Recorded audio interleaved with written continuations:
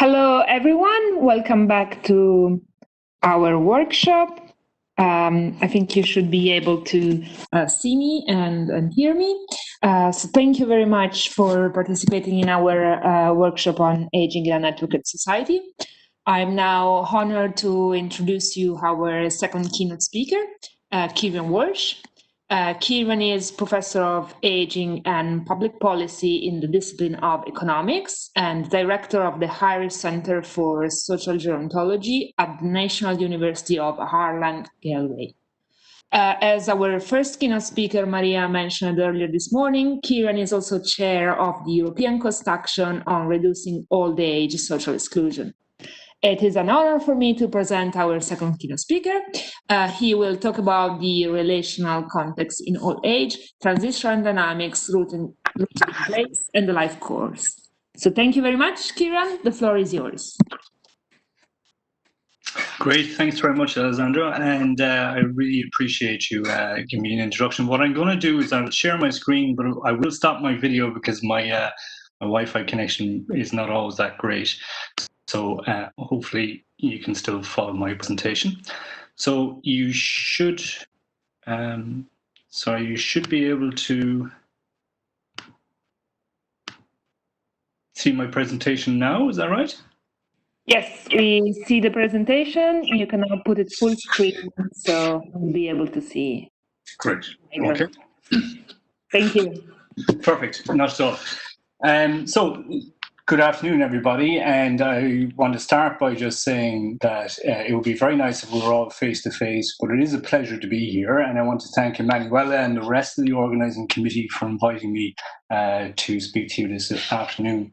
I also want to congratulate them on putting together a really engaging program so far, and certainly the papers in this afternoon also look to be to really be of an interesting sort. So thank you again for inviting me.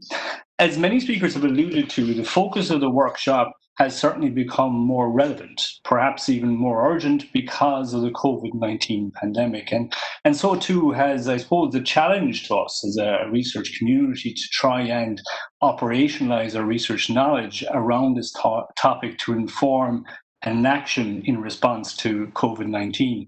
And indeed, in response to the traumatic circumstances that many older people and their families have had to endure as a direct or indirect result of the pandemic itself.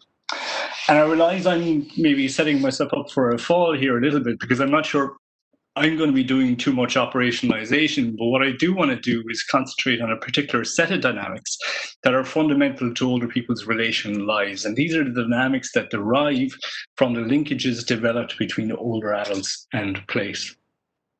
As a result of COVID-19 mobility restrictions that persist in many countries, the importance of this immediate in-place environment as a social relations context certainly takes on additional significance.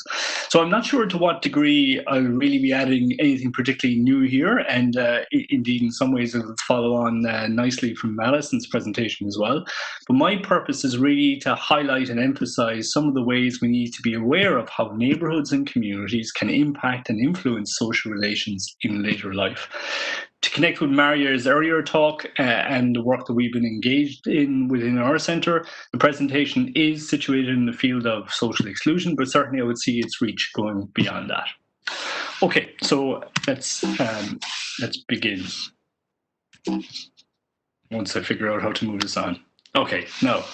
So, well, firstly, we know that where people live and the places that they build relationships with can be really important in later life. This is because of the length of tenure of many older people residing in their places, but it's also because of the accumulation of memories and experiences in place, because people can become a little bit more dependent on their immediate environments for services and support as they age. And as I've said, this appears to have certainly become a little bit more accentuated during the period of COVID-19 as well. But in addition to these factors, place can be critical as it potentially offers a valuable fulcrum for connectedness, with research illustrating how older people's communities and neighbourhoods can be sites of social opportunities, social networks, and informal support and intimate relationships. Other studies, of course, show the challenging nature of these sites when these sorts of when these sorts of opportunities, these sorts of resources aren't available for people in these places. There is a burgeoning literature on aging in place that has certainly investigated place-based social communities and lived experience of these communities. And there are long-standing established sets of models around environmental gerontology that theorize the influence of the suprapersonal environment on well-being in later life. But despite this, the full extent of the ways in which place can shape exclusionary outcomes in older age, and in this case, those that are related to the multifaceted sphere of social relations, still requires further investigation. But these investigations can be challenged, certainly because the nature of them are compounded by the diversity and nature of changes that occur in place as people age. They can be challenged and compounded by a diversity of individual life trajectories and the sort of major transitions that occur in older age and the intersections of both of these. So, if you like, exclusion as such, or integration, is likely to be a product of a complex spatial and temporal layering. And we need to unpack this layering just a little bit further.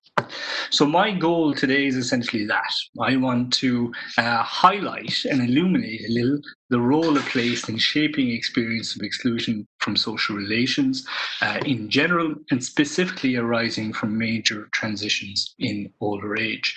So when I talk about exclusion from social relations, I am referring to the understanding that Maria talked about earlier on, about a situation where people are disconnected from adequate levels and quality of intimate relationships, social networks, social support, and our social opportunities to participate in wider society. So, there are three parts to this talk. First, I really want to think about how place is typically conceptualized within the general literature on social exclusion, drawing out in particular its relational elements. I then want to consider how place itself can function to mediate multidimensional forms of exclusion in older age, and particularly those relational elements. And by mediation, I really mean here to what degree can place actually act as a sort of a driver. So can it intensify or can it protect against these risks of exclusion that we encounter? And I want to concentrate on change or transitional dynamics rooted in place and older people's relationship with place, and the implications of both for social integration in neighborhoods and communities. So these are the kind of mediating mechanisms, if you like. Third, an attempt to explore how people's life transitions intersect with place, and to really illustrate this mediation role, I want to look at it in respect to major events in people's lives and the transitional and permanent shifts that can occur in relational context due to the dynamics between people in place. So hopefully I'll illustrate that a little bit more when we come to it. So in terms of sources, well, the first two parts of the talk will really be based on a set of related publications and the international literature. So there are some empirical data that I would be drawing on here from our own qualitative studies in this field, and you can find some of the material here within the first three references. The last part of the study draws really on a draft paper that it was prepared in collaboration with Anna Vanka from Goethe University, Frankfurt, and it'll concentrate on place, bereavement trajectories in rural Irish communities. So moving to the first section of the talk, well, really what I want to look at here is to try and look at how place is conceptualized within understandings of social exclusion. And thinking about the place concept itself, there are different understandings, and these reflect different disciplinary treatments of place. So at a very basic level, it's about how place can be considered as a set of basic attributes. So if you like, basic sets of agency with respect to in situ infrastructure, in situ technologies, and place-based communities of people. So if you like, this is quite a static picture of what place can offer. But place can also be understood in a more involved way, where these attributes overlay very intimate and very fluid processes that elevate place as a more pervasive and influential feature in all aspects of people's lives. So therefore, we need to think about multiple in situ dimensions, including spatial, geographic dimension, embedded service infrastructure, and social and cultural aspects. And by social and cultural aspects, I am talking about those full gambit of social opportunities, networks, informal support, social contacts that can all happen in place, but also talking about those broader culturally embedded elements, which would include social cohesion, reciprocity, trust, even linking all the way to ideas of crime and perceived sense of safety as well. But we also need to think about an effective and experiential dimension or a set of elements that link to an individual's role, attachments, belongings, so it's basically their experience in place, which cross-cut all these other dimensions and reflect a sort of a mutually constitutive relationship between older people and place. So this is a more interactional view of place and gives us a better approach to analyze the multitude of ways that mechanisms of place can intersect the exclusion process. So to what degree then has this been carried over into conceptualizations of place and exclusion? Well, we can garner some insights from this definition of social exclusion in later life, which Maria presented later on or earlier on and very succinctly summarized. So I'm not going to repeat it here. But what I want to do is just focus on the second half of this, where we're looking at old age exclusion leads to inequities in choice and control, resources and relationships, power and rights in key domains of neighborhood and community, services, amenities and mobility, material and financial resources, social relations, socio-cultural aspects of society, and civic participation. Old age exclusion implicates states, societies, communities, and individuals. So from this definition, and with many other definitions like it, we can see that place is operationalized in slightly different ways. So first, we can see that it's operationalized in terms of inequities, respect to neighborhood and community, and second, in terms of being a part of the process of exclusion itself. And this distinction is also evident in more formal conceptualizations or formal models, where essentially we have kind of two different ideas of what place can be. The first is place as a domain of exclusion. So as we saw from the picture that Maria presented earlier on, this is essentially where place can, in so many different ways, be a set of outcomes where people can experience different sets of inequities. So we can term this as place-based exclusion. Now, this involves more than just recognizing place as a context or a location for disadvantage. It is one of the core areas of people's lives. As we can see here from the diagram, it involves a multitude of different areas, including service amenities and built environment, including socioeconomic aspects such as clustered forms of deprivation, but also including social and relational aspects. So are you excluded from social opportunities? Are you excluded from social networks within place? Are you, in many ways, being excluded from intimate relationships as well? But second, there is a growing body of work that expounds on the capacity of place to mediate multiple forms of exclusion. So that is kind of this place-mediated exclusion, where place functions as a fundamental determinant of exclusionary experiences in old age, not just into relation to the place itself. So in some ways, it's both place as an enabling factor and a determining factor. So this is really, again, about how we can intensify forms of risk or forms of exclusion for some older people, or perhaps how we can protect against these forms as well, depending on your relationship with place, depending on the nature of place itself. And it's really that role that I want to consider a little bit further, and that's where I'm going to take you to in the second part of the talk. So there are a number of mechanisms that transform place into a fundamental determinant, and these mechanisms emerge from place itself, but in particular from older people's relationship and interactional relationship with place across the life course. And I'm just going to look at two of these. So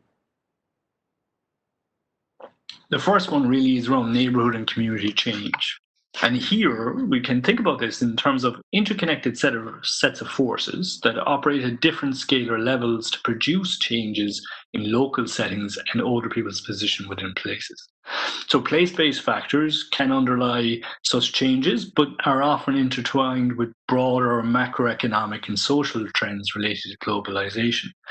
And more recently, I suppose we'd have to have considered a global economic crisis and austerity, which has intensified these trends further. And so I will bring in some empirical data to illustrate some of these points as I go along. And as this older man says in the context of an Irish community, he says, one thing was if we could see the recession lift a bit, is one of the things. It's impacting the local sports club, it's impacting the population, because people now with qualifications are having to leave. So in a fundamental way, population change in the forms of demographic aging, general turnover, and more intense population churn can result in compositional shifts in place and relational shifts in communities. So research has identified how such processes can dilute connections with place for older people and even contribute to a sense of dislocation. But really the pathways here can be very different in different kinds of communities. So in rural settings, and Alison has maybe picked up on some of this earlier on as well in her talk, in rural settings, demographic change really combines the decline of rural resource sectors and lower employment and migration to reshape the nature and composition of communities. So as this older farmer says, he says, see, farming has changed completely. It's one of the things that there is very few full-time farmers. So as a result, the place is nearly empty by date, you know. There's very few except the slow fellows like myself knocking around. These changes can, in very practical ways, reduce the availability of key services. It can also result in the decline of support networks and result in the downward pressure and reciprocity in some rural settings. But this can undermine a sense of place for some older residents, as this woman does kind of talk about here, and she really talks about how she has become excluded in her place. So when I was, say, in my 20s, you know, it was very alive. It was full of vibrancy, full of community, and nobody need be without anything that anybody else had. It would be totally forthcoming. But I was so much a part of that. That was my life, because I was never anywhere else. I never went away to college or to school or to anything. And that was me, that was my life, and it was marvelous. There's a lot of individualism now. So in contrast then, much of the research in urban areas shows how urban development and urban renewal processes can create new demographic, socioeconomic, and cultural landscapes in older people's locales. Gentrification has been shown, for example, in some Montreal neighborhoods to produce exclusion in relation to services, so in terms of the redevelopment and loss of key institutions, in terms of socio-political decision-making, where you're talking about increased distance from decision-making for older people, and in terms of social relations, where you're talking about a displacement of social spaces that older people would have once found really important. And in this case, I suppose you can also think about it in terms of some regeneration processes. So this is a quote from somebody from a regeneration community. I won't read it, but essentially it's about this sort of displacement that can occur due to people moving in as a part of these processes. Of course, different changes at local and neighborhood levels can also really help to sustain older people's place and contribute to new levels of vibrancy. So it's really important to realize that a lot of these changes aren't actually negative.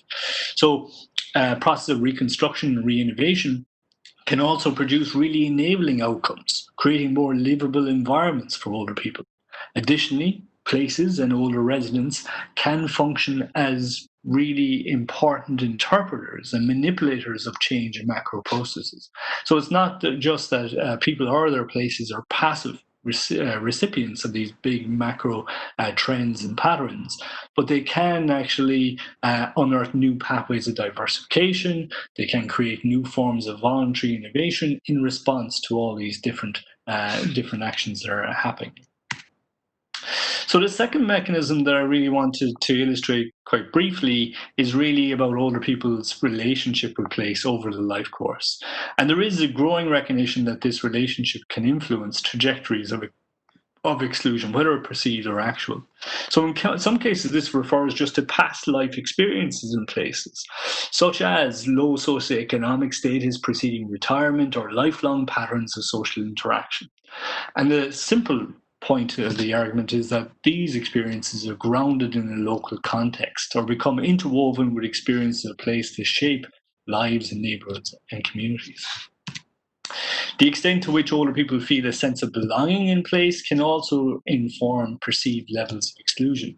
So wrapped up in this are ideas of how place-based identity frame a sort of relative appreciation.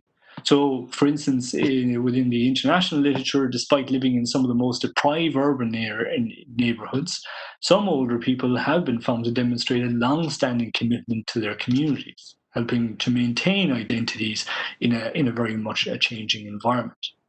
Whereas in rural communities, elements of the aesthetic and workable landscape, being native to an area, and efforts invested in place can create multiple kinds of attachments and ultimately a sense of home in rural communities.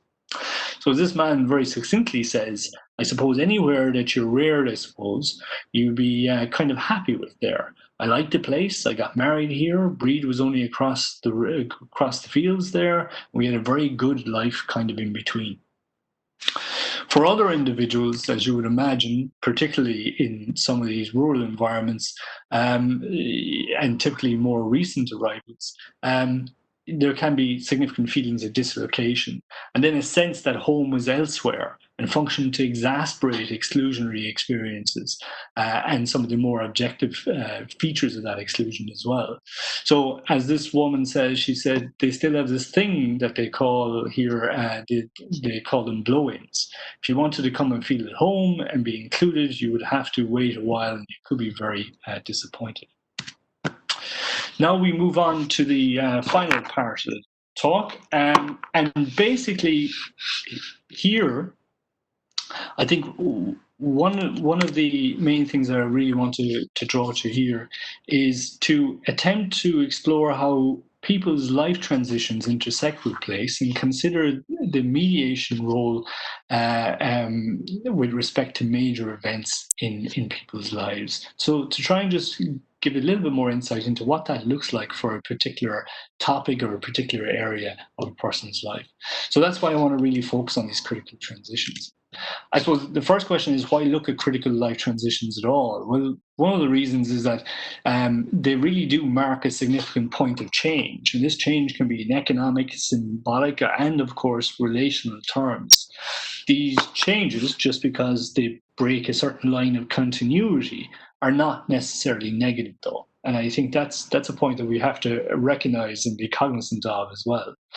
But research on these transitions, while it remains a lot of time underdeveloped, it has shown that there is some evidence that some transitions can serve as substantial sources of risk and adverse effects and increase a sort of a susceptibility to multi-dimensional forms of exclusion. So other transitions represent even more substantial forms of disruption and can be kind of considered like a traumatic rupture in people's lives. So this is kind of where people's lives really change dramatically and significantly.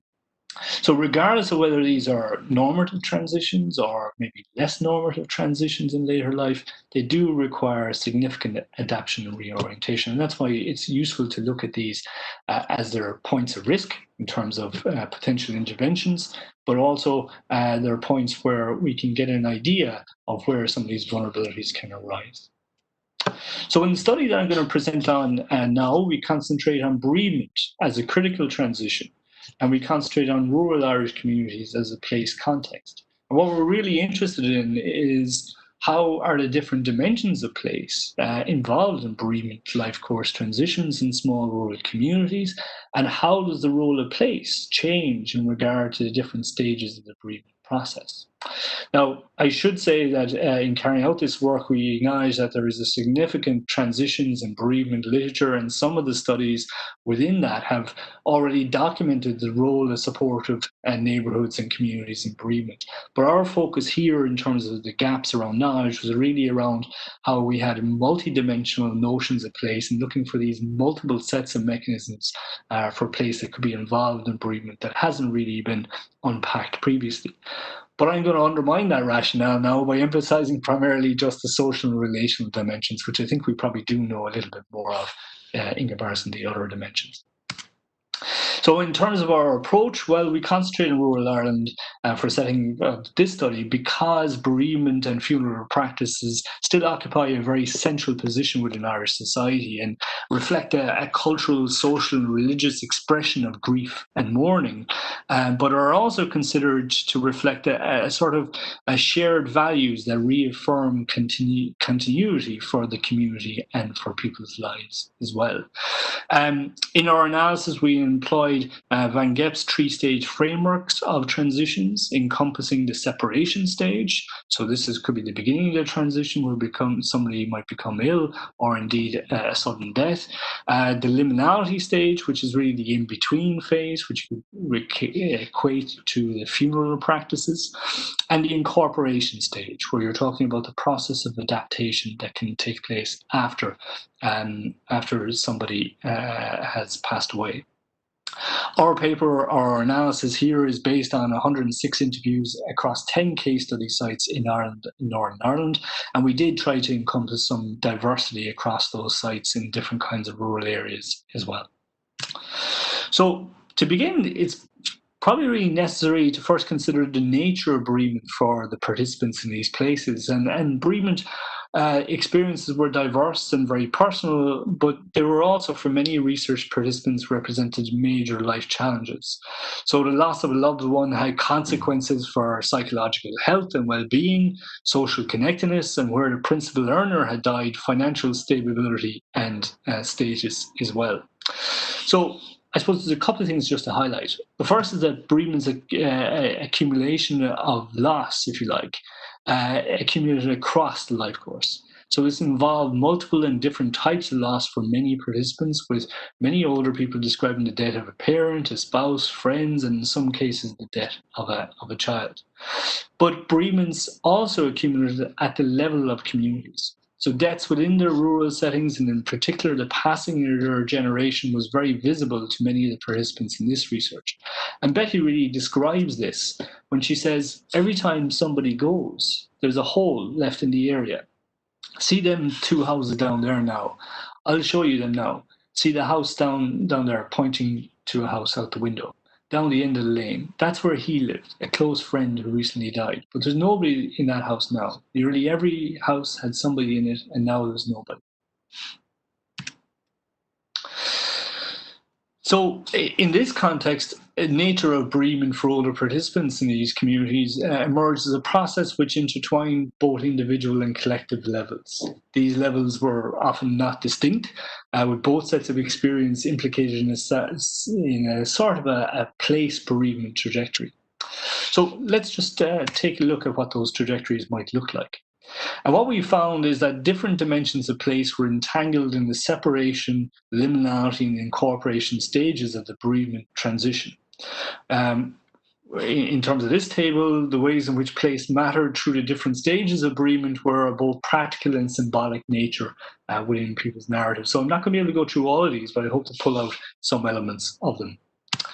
So considering first the separation and liminal stages, well, spatial, relational, and cultural dimensions of place were entangled in the separation and liminality stages of bereavement. Separation often commenced prior to death and occurred across different institutional spaces and different kinds of health service outlets as well.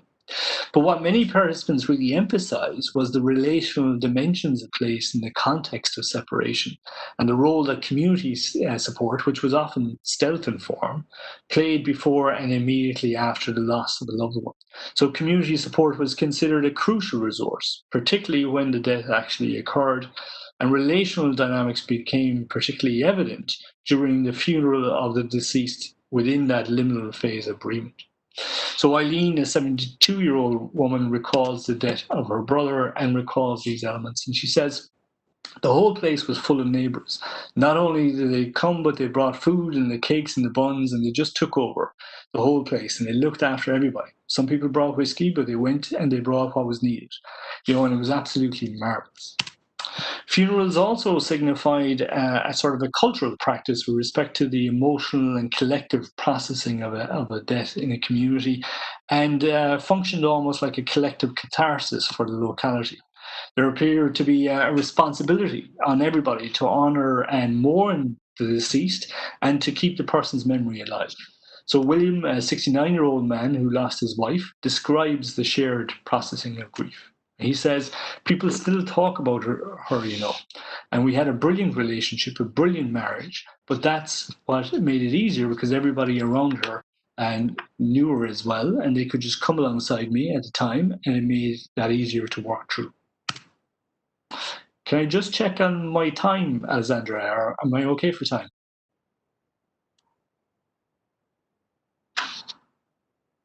Yes, sorry, I was muted, and I was just noticing that you have still 5 minutes, but I see you're going towards the end of the presentation, so it should be totally fine. You still have 5 minutes. Great. Thank you very much. Very interesting.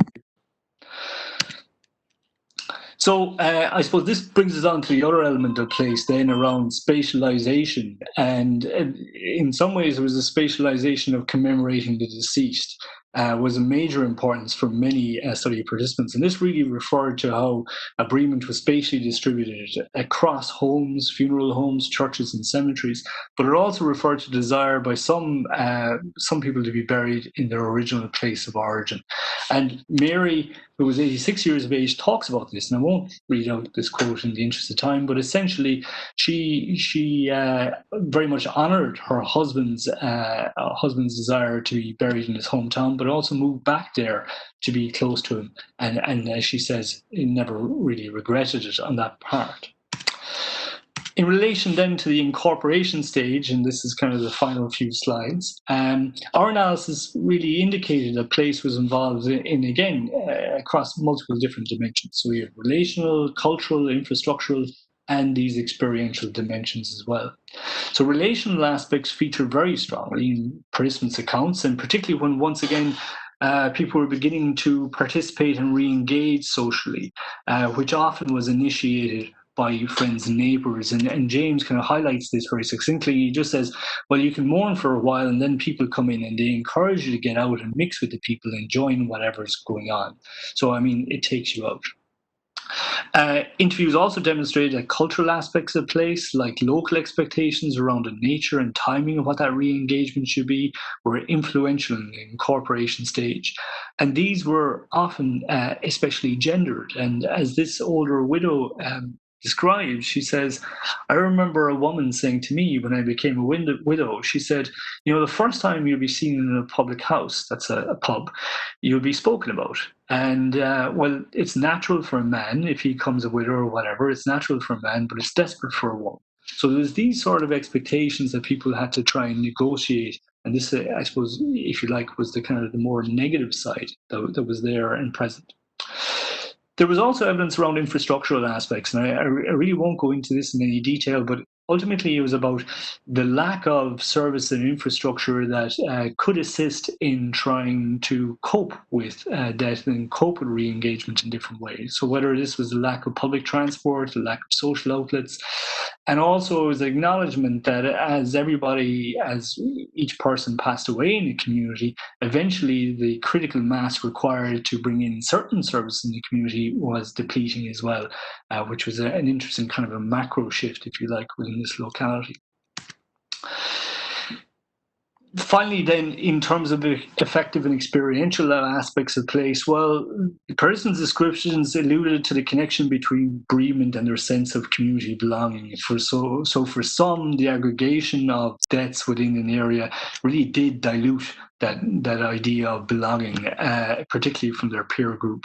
But for others, that was held resolute, even if they considered moving away or considered moving into a more central area to either be close to family or to be a little bit secure. So for the vast majority of participants, they continue to feel a strong sense of belonging to their place, and the relational and cultural supportive practices around bereavement actually help to reaffirm that, at least for some individuals. So finally, I suppose, in terms of these experiential aspects, they were very much manifest in coping strategies that participants developed to deal with bereavement. This often reflected how interviewees' relationships with place evolved across the life course, with some participants demonstrating a capacity to try and reconstitute the meaning of home and place after bereavement. But for others, it was very much about how they utilized their knowledge of the community to cope with their bereavement, particularly during difficult times. So I'll leave you with this quote, which is from Maura, who experienced the bereavement of her spouse and three children. And she says, "When times get hard, I puts on my coat and I goes out, and I go to some houses and we talk about something else. And they don't inquire there, but they always know. They always know. You always find the one with a couple of young children. She can't go anywhere, so you go to that house, and they know they'll never say anything to me. They'll say, always call if you want to, come anytime you want. The door is always open. If it isn't, they'd be gone somewhere, but I go to the next one, and that's it." So what can I draw from this very quickly in terms of conclusions? Well, the first is what I hope I've demonstrated is the weight of local settings in everyday lives of older adults, and how place can serve as a fundamental force in exclusion and integration, and particularly in the experience of exclusion from social relations. So whether this is in terms of general life or in terms of these life transitions. What we need to consider is the development trajectories of communities themselves, including how macro-led and local transformations can alter material and symbolic aspects of place, but also how communities evolve in terms of socio-cultural practices over time. I hope that I've at least pointed to how these community trajectories are often not distinct from individual lives, and this kind of reinforces the idea of how older people can be active agents in placemaking. Of course, we also need to consider the trajectories of older adult lives across the life course, the nature of the transitions that people endure, and the multifaceted ways that these can indirectly and directly alter social spheres of older people. In the context of people's inclusion and exclusion, though, what I really want to argue for is that we need to think about this in terms of the interrelatedness between place and older people's lives. This is not just about space as a context within which experiences take place, but it's about how place can fulfill a mediating role, and a role which, in part at least, is co-created or interpreted by older people. So how do older adults, as some of the quotes illustrate there, how are they active in determining how place can mediate exclusion and circumvent risks of exclusion as well? So while this may seem like a very complex set of relationships to operationalize, in some ways it doesn't necessarily have to be. It means that we need to put an emphasis on place context and life course experiences when analyzing relational trajectories. It means that community-based interventions have to consider specific dynamics of community sites in multidimensional and temporal ways.